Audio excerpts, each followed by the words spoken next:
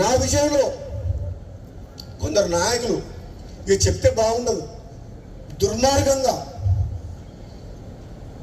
ధర్మరాజులాగా ఉండాల్సిన జానారెడ్డి గారు కూడా మహాభారతంలో ధృతరాష్ట్రం పాత్ర పోషిస్తుంది. నాకైతే బాధ అనిపిస్తుంది.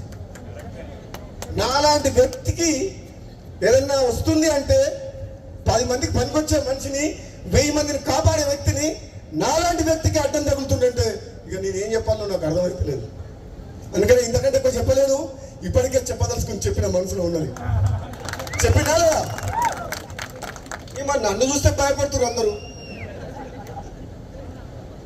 నేను వస్తున్నట్టు బామ్మోడు వస్తే ఏం చేస్తాడో ఆయన మా మాట వింటాడో వినడో అనుకుంటున్నా. ఎంతో మంది అధిష్టానమేమో ఇస్తా అంటుంది.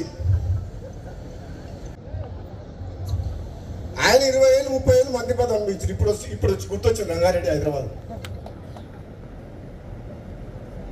ఏ మంత్రి పార్లమెంట్ సభ్యుని గెలిపించారు? చాలా మంది మంత్రులు తెలంగాణలో పార్లమెంట్ కు ఇన్ఛార్జ్ పెట్టిన మంత్రిని. కానీ భువనగిరి పార్లమెంట్ కు మంత్రి ఇన్ఛార్జ్ రాలే, ఒక ఎమ్మెల్యేగా ఇన్ఛార్జ్ పెట్టింది కాంగ్రెస్ పార్టీ. అన్ని పార్లమెంట్లకు ఇన్ఛార్జ్ మంత్రులను పెడితే మరి నిజంగా నాకే కెపాసిటీ లేకపోతే, నాకే ధైర్యం లేకపోతే, నాకే మంచి పేరు లేకపోతే, నేనే గెలిపించే శక్తి లేకపోతే ఎందుకు ఇన్ఛార్జ్ పెట్టింది నన్ను? అన్ని తెలంగాణ మొత్తం మంత్రులు ఇన్ఛార్జ్ పెట్టి భువనగిరికి ఎందుకు ఎమ్మెల్యేలు ఇన్ఛార్జ్ పెట్టిండ్రు? అంటే గెలిపించే సత్తా ఉంది, ప్రజల్లోకి పోతాడనే కదా.